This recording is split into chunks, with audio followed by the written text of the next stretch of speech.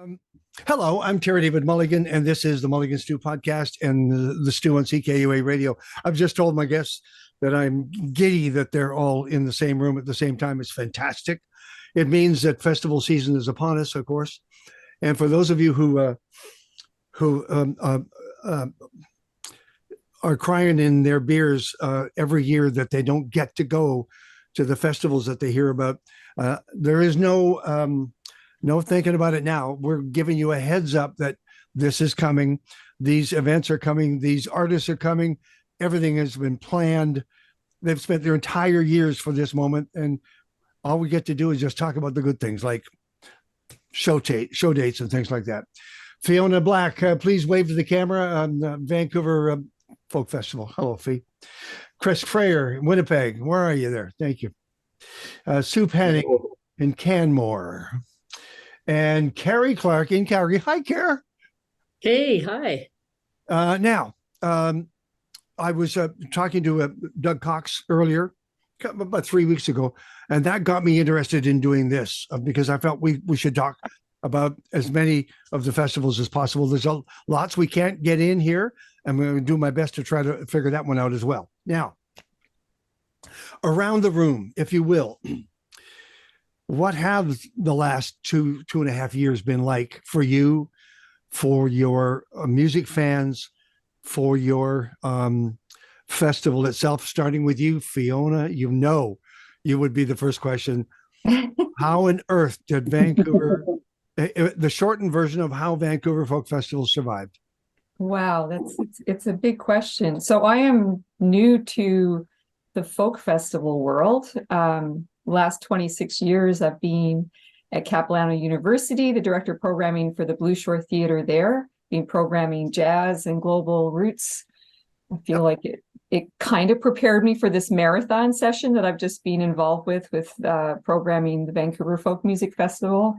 I've been involved with the Jazz Festival in Vancouver and producing a satellite series with them. So that's my festival experience, but a very different festival, 10-day festival in lots of different venues. This 3-day kind of marathon outdoor festival, I'm brand new to it, but what a wild ride to book that many acts in such a short span, and I've learned a lot. But sure. The infrastructure stayed there. Most of the people who had been, did they stay? A lot of the staff are back. Sure. Of course, you may know that we have some board members left, and we had a whole slate of new board members. I was one of the new board members that joined early in March, and we had to make the decision whether we were going to have a 2023 edition that first week of March. So How do we roll the dice? I think we all were on the same page that we needed to have a festival this year. We've already gone through too many shitty years of not being able to do festivals, and we came back last year and had a successful festival. It's been tough. Expenses are really high. I think everyone can concur with that. It's a challenging time to be presenting live music in any format, especially for festivals that need a big infusion for a short period of time. Okay. But the province of BC came through for us big time. They offered up a new fresh pot of money. Can I just say, yeah. Yeah. I kept waiting for someone to step forward from the arts community. I mean, that arts budget in Victoria. I don't mean to stop you, but I'm going to keep going because I got to get around. Once I go around the screen, all bets are off. You can ask each other questions. You can all jump in here. Chris, does this bring back any thoughts of what you went through at Winnipeg? I mean, the 2 years during COVID time was obviously very peculiar because it was like we were on the world's most torturous sabbatical, and it was we were on one hand, everyone thought that we were all sitting on our hands, not doing anything, when it was actually quite the contrary. When we were all we were different kind of busy. We weren't busy the way, of course, you can't argue that we were busy the same way we would be if our events were happening, because that's why we do what we do. But on the other hand, tons of lobbying went into kind of helping prop up the festivals during a tough time, and continued to do so a bit. And Manitoba was definitely a good place to be for arts and cultural COVID infusion money. We did tons of, we had to pivot. It was kind of good. We pivoted to doing broadcast from the Burton Cummings Theater here, a folk music show, 4-part series.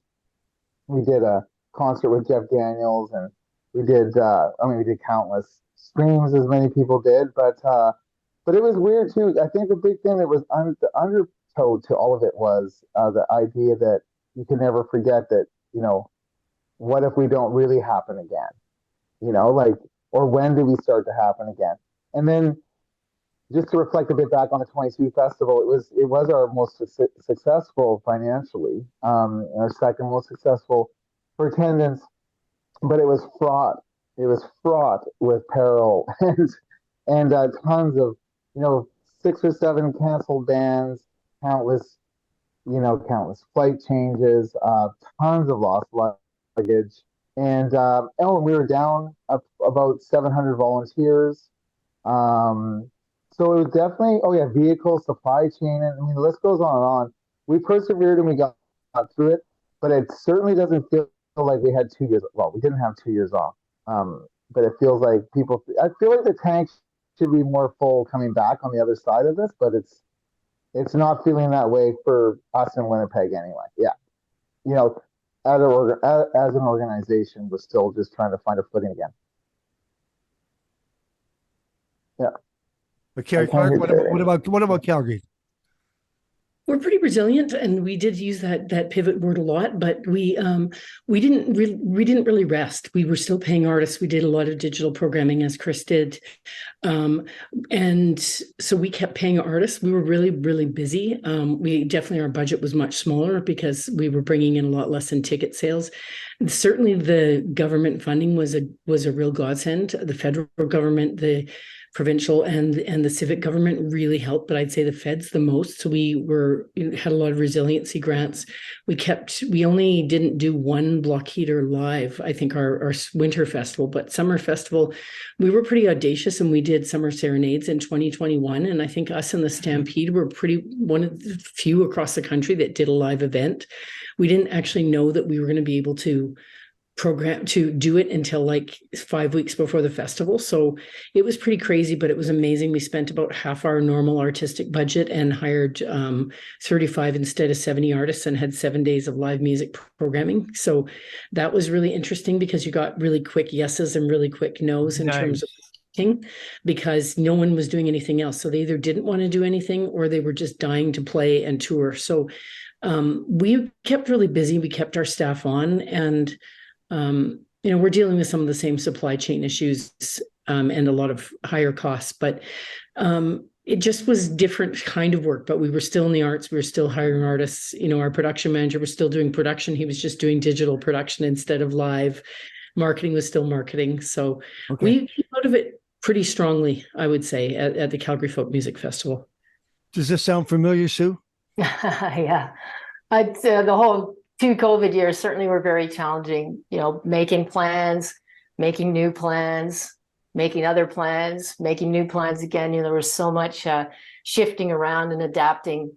One thing that I found really amazing, though, is how the arts community came together and the different ADs got together to discuss things. Canada Live Music Association, we had regular meetings. So I found actually I was very busy because I was online on Zoom most of the time, just trying to figure out Me too. What's coming. Yeah. Like what's coming, what might come, what could we do? And we did put on 2 online festivals, and we also did a mentorship project. There was some federal money available. So we put together a really cool project where we had 5 successful touring artists, including Steve Dawson and Indidio and Don Pemberton, Julian Taylor, and I'm forgetting somebody, one more, working with 5 local artists. And we had 6 hours of online instruction sort of about the business, like how you produce your own album, and do you work with a publicist, and how do you get grants, how do you get showcases, connecting with your audience, working with a tech, that kind of stuff. And it was really cool. We ended up, it was going to be live, but last minute, 11th hour, we had to switch it to an indoor live streamed program. And it was pretty cool. I was very proud of that.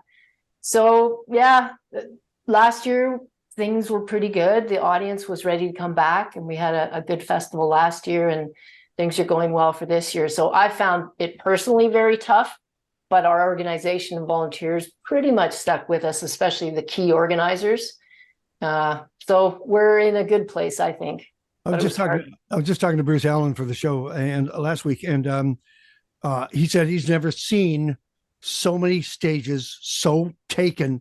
Like there are name acts going through towns that already have 10 name acts on stage on that night. He's talking about New York and Los Angeles, but he's saying the fans are missing bands because they go through so quickly. They just keep moving. The tours go on for pages. They're just out like crazy. So let's talk about the thing you love talking about the most, the lineup of your festivals. And how was the reception from the music community and the booking community and the agents and the labels? Let's start in Winnipeg, if it's okay with you, because you are first up on the calendar. Chris, your booking. What do you want people to know about your lineup? Oh, well, yeah, I mean, this year was, again, it was a transition year, trying to get bands back that actually we hadn't even played, that didn't get to play the 2020 festival. And so, like many festivals, we're still going through that. I happen at like the most active time of the summer for festivals by far. We have countless festivals in the Midwest United States and out in Eastern Canada that I partner with. So creating routing is a little bit easier.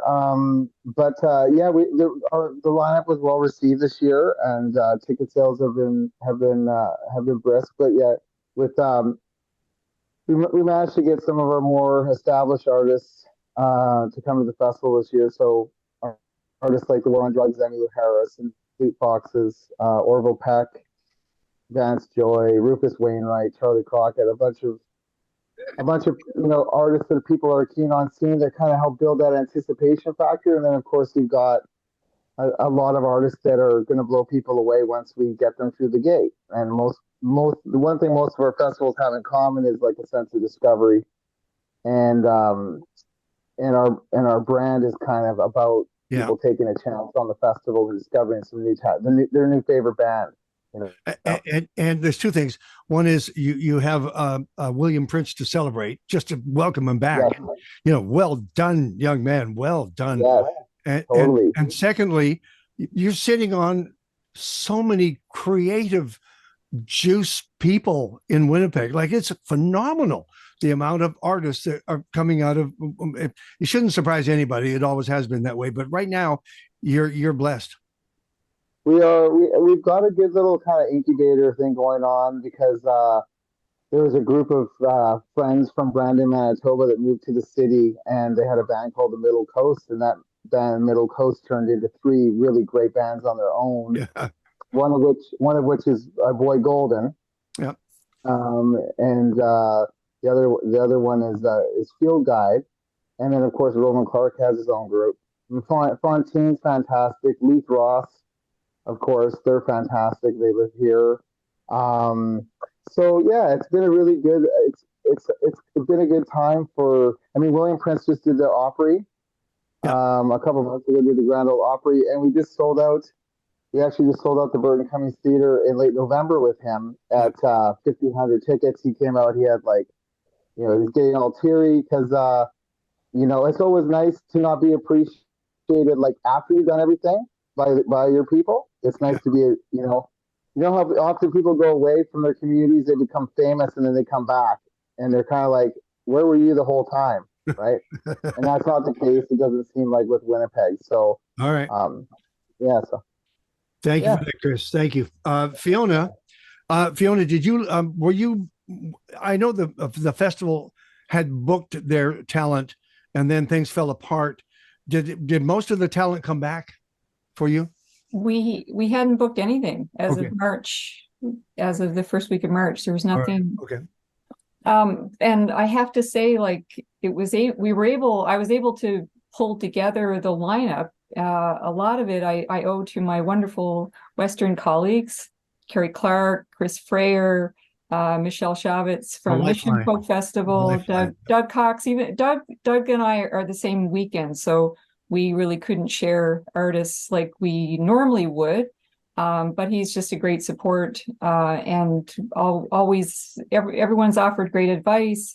Also Andy Hillhouse in Harrison, which spans like the two festivals, Mission and Vancouver. So it's been amazing to be able to share some of the same artists that are on tour.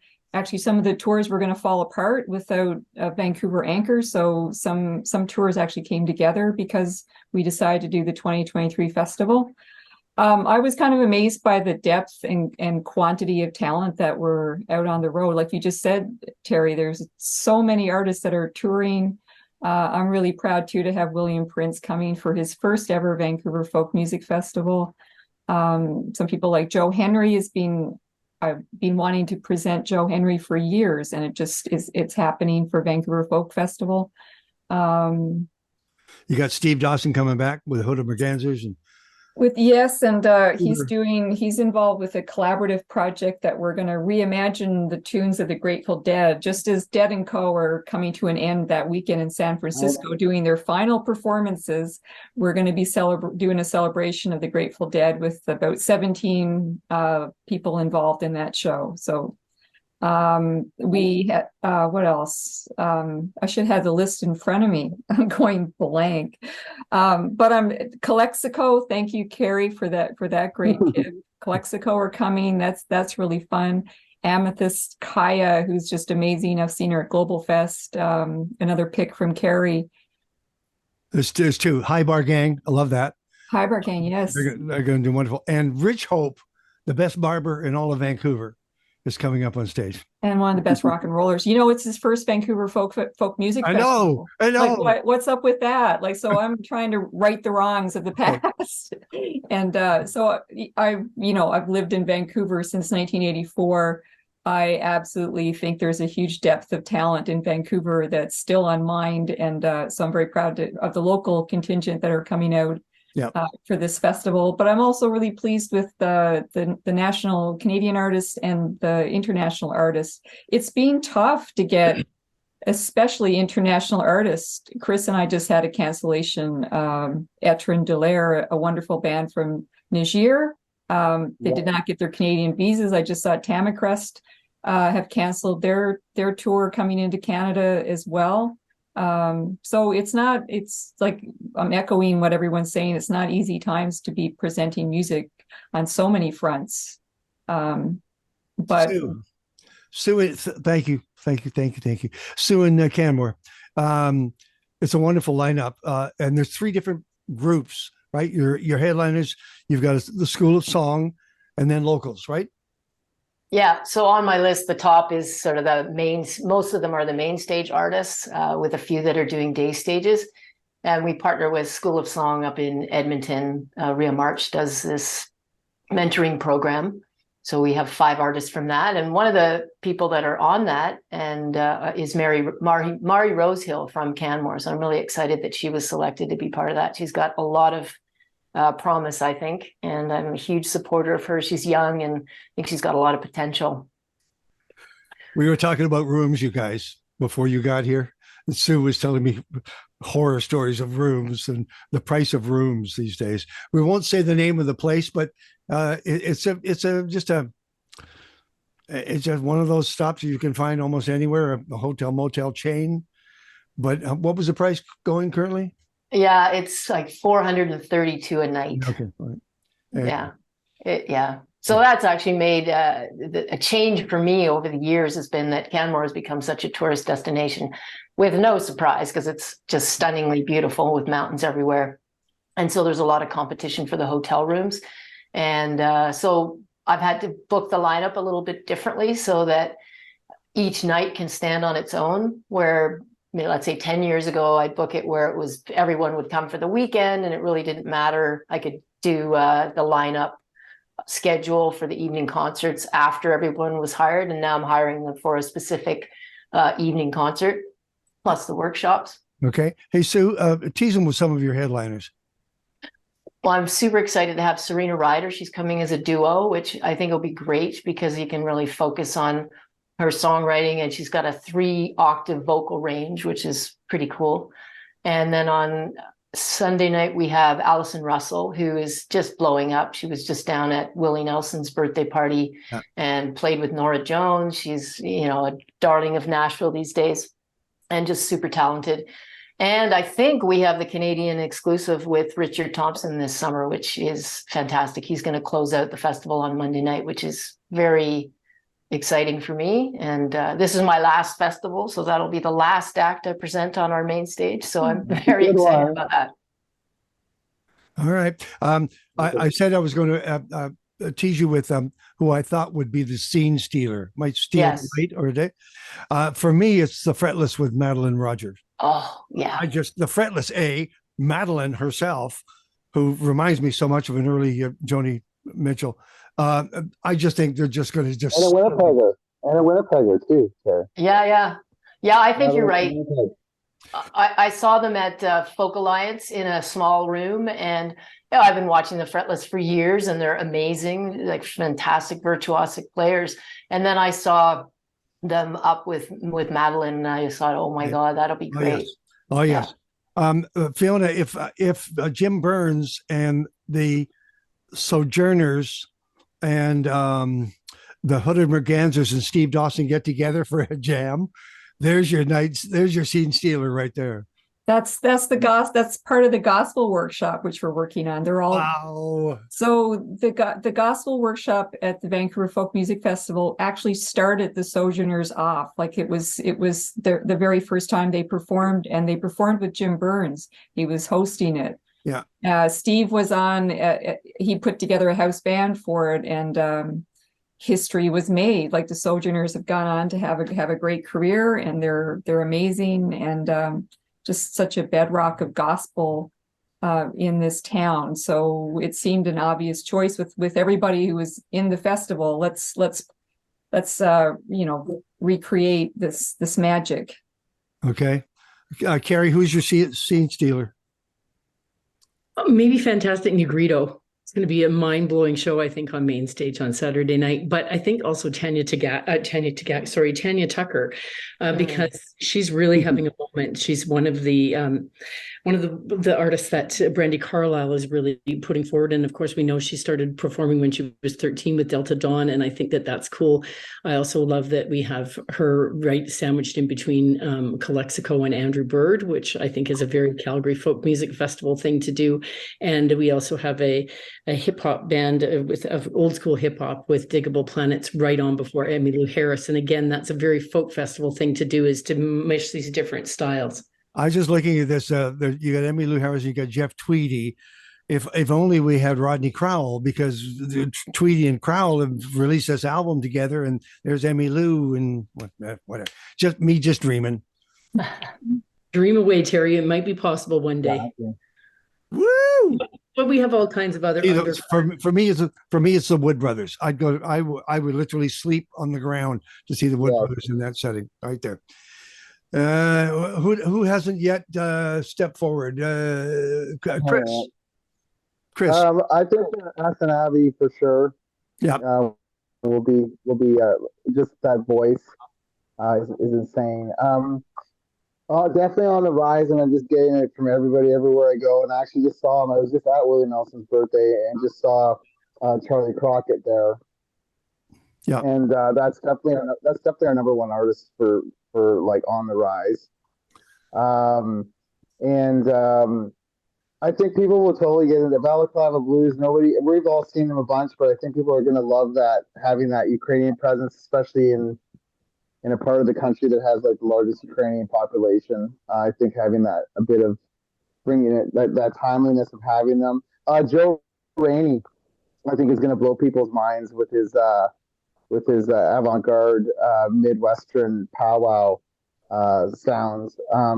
Yeah, I mean, it's just like, again, I'd say like 80% of my lineup is stuff that's just going to sneak up on people. And S.G. Goodman, Yeah, it's kind of nice that that I have to do this. Look at my lineup again. I haven't done it in a while.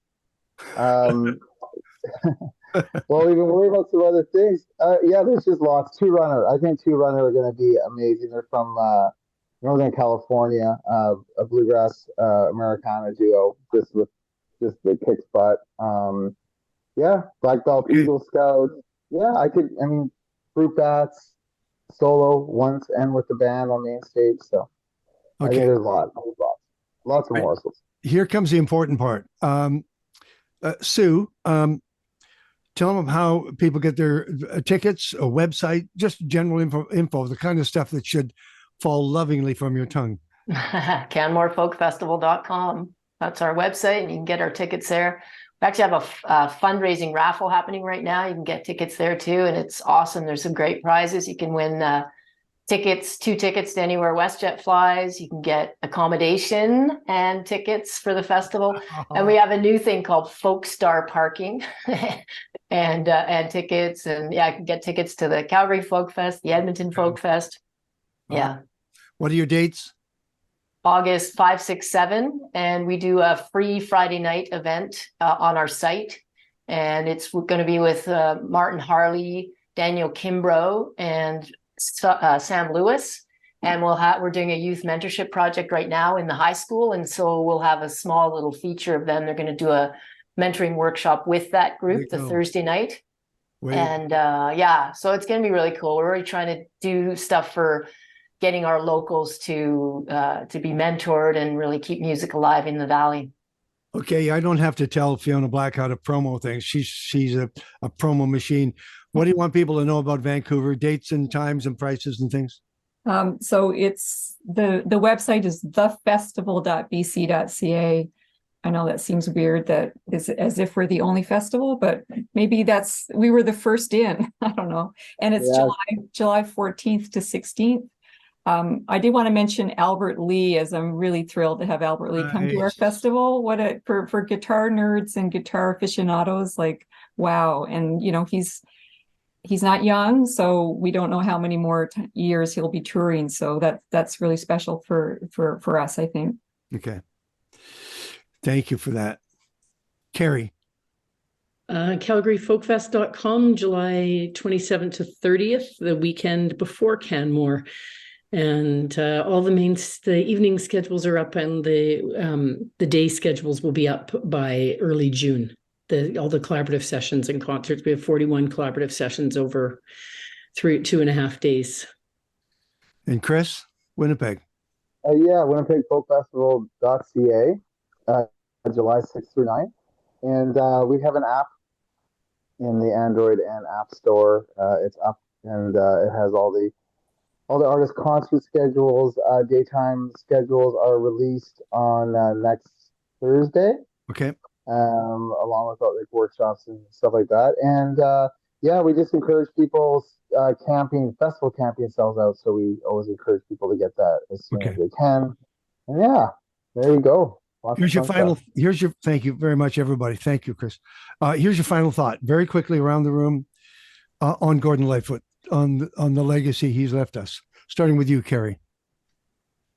My dad used to play Gordon Lightfoot and air guitar to Gordon Lightfoot, wearing a business suit, driving to work in downtown Calgary in the oil industry. And I love his songs, but I love them even more because it reminds me of my dad. Chris? Yeah, it reminds me of growing up in the 70s, listening to like AM radio, in the car, and listening to Sundown and records of Edwin Fitzgerald. And yeah, and if I had more time, I'd say that it was really too bad that I felt like he kind of disconnected himself from our part of the folk music community for years and years. And I know that wasn't it was just really hard. He never played the Winnipeg Folk Festival, and it's kind of a bit of a regret. I think of mine. So yeah. How about you, Fiona? Yeah, welcome. Thank you, Chris. You, Fiona. Yeah, I think we all feel nostalgic. It's music of our youth, and his music just got under our skin and went straight into our hearts, and it's just embedded in our musical DNA. It's there. It makes me proud to be a Canadian. I'm not sure what Gordon Lightfoot's history is with the Vancouver Folk Music Festival. I'm sure he's played the festival before, but I honestly don't know. My history is as an attendee since the 90s. I started going to the festival. Okay. Sue? Yeah, amazing songwriter, iconic Canadian figure, amazing storyteller, and all the tributes that I've heard over the last, little while really reminded me of all those songs that I grew up with, and how amazing they truly are. The stories that you connect with, you really follow, and all the imagery that comes with that. So it's been really cool to see. Go ahead, Chris.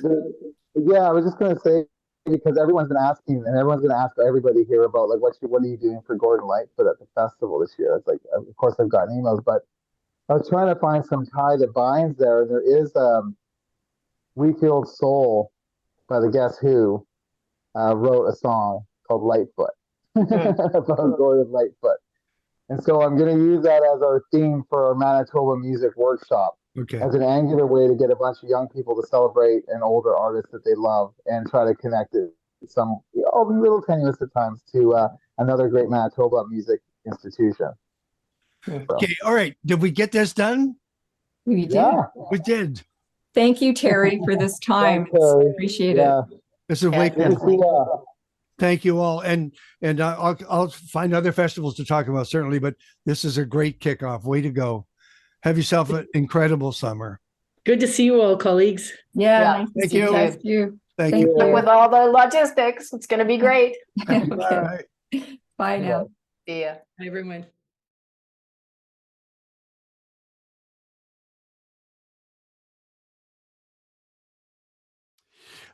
I'm Terry David Mulligan, and this is our festival roundup. And we usually would start with Terry Wickham, but I kind of got ahead of myself. But I knocked on his door and said, could we have a conversation about your folk festival? And you announced Wednesday the lineup, which always sets a buzz off in the room, my room anyway.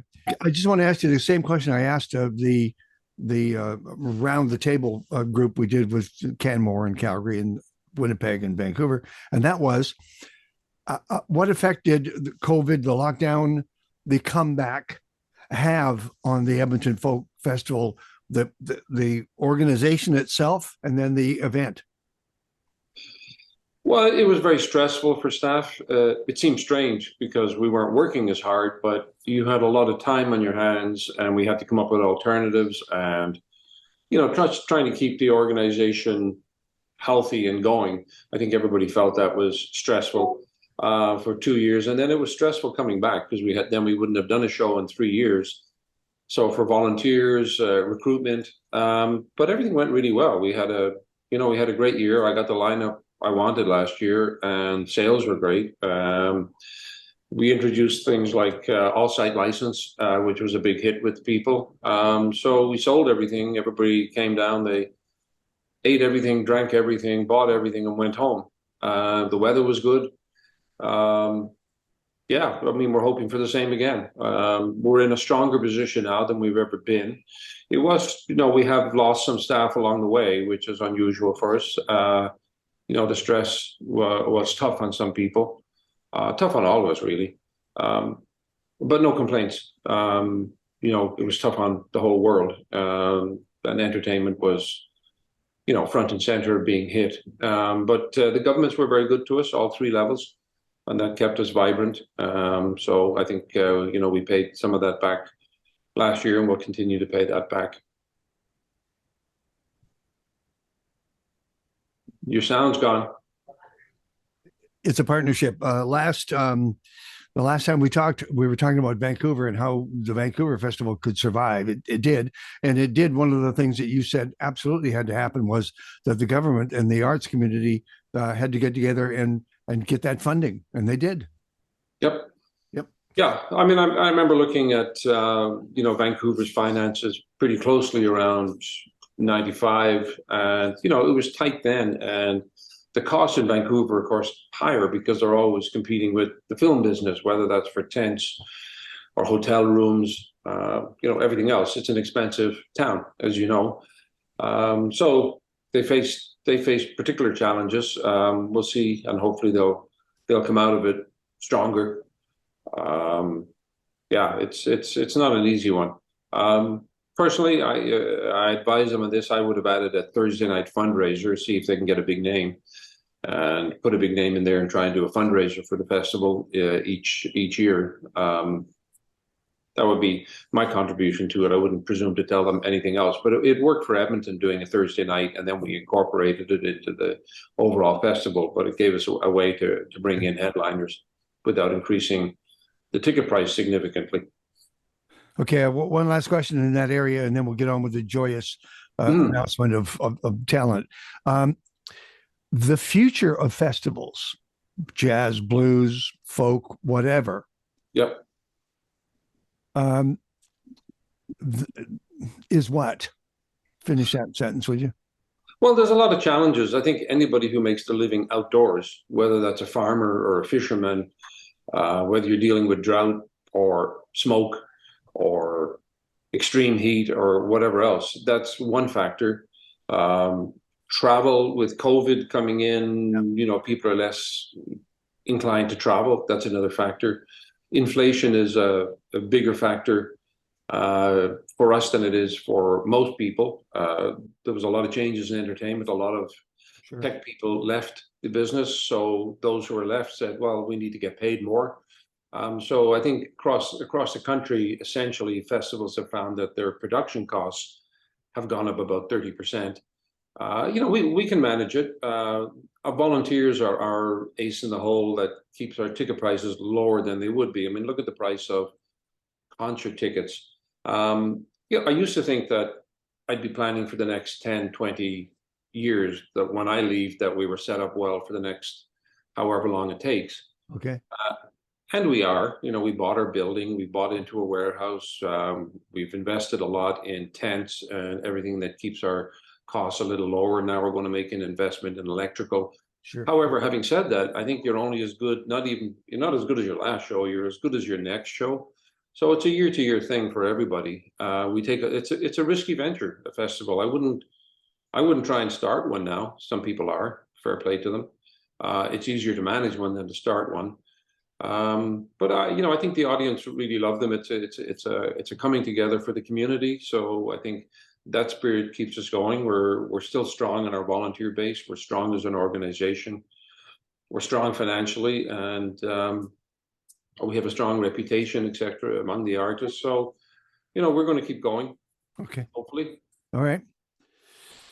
What a business. Yeah. What everything's changed. Well, you could be in politics. Sorry? You could be in politics. I wouldn't wish that on anybody.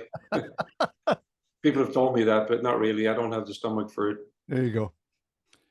And you actually are a right-thinking person. I like you. I'm looking at your list, and thank you for giving it to us alphabetically. Just the names that jump out at me, you can add as you wish. Ben Harper. So Ben Harper's great, and he loves the festival. He was here, and we did a video. We did a kind of a documentary on the festival the first year we couldn't run. And he said, when I was a kid, I dreamed about nights like this. And I think it's all the candles on the hill, and it's just that setting. And he can tell it's down to earth and very friendly and from the ground up. It's not a corporate situation. So he was actually easy I thought I might have some trouble, but it was very easy to bring him back. Wonderful. Brothers Landreth, what a year they've had. What a couple of years they've had. Exactly. We have a bit of a sibling thing going through. We have the Secret Sisters, the Brothers, the Teskey Brothers. I know there's that everywhere, I was even trying to get the Wood Brothers at the last minute, but that didn't work out. Yeah. Maybe next year. So yeah, they've had a great year. They've played our festival before, and sure, time to bring them back. I see some returnees. Leslie Feist. Yes. Yeah. It's been a while. Yeah. I mean, she's really popular, so it should be great. Valerie June. Yeah, we like Valerie. Yeah, she'll be on. Sorry, she's on. Molly Tuttle will open main stage on Saturday, then Valerie June, followed by the Teskey Brothers from Australia, and then Old Crow Medicine Show. They were a big hit last year, so they're going to close the show. People are going to love the Teskey Brothers. They're going to love them. They're going to love them. Yeah. Tammy Nielsen, has she not been there before? Nope. No, we tried to get her last year. It didn't work out. I mean, she lives in New Zealand, but we're very happy to have her, and we're going to actually put her on main stage on Saturday afternoon. I think she'll blow people away. Actually, there will be people in that who have no idea who she is, just the way they live their lives, and they didn't cross paths, or she has. They will be freaking when they see Ted Nielsen on that stage.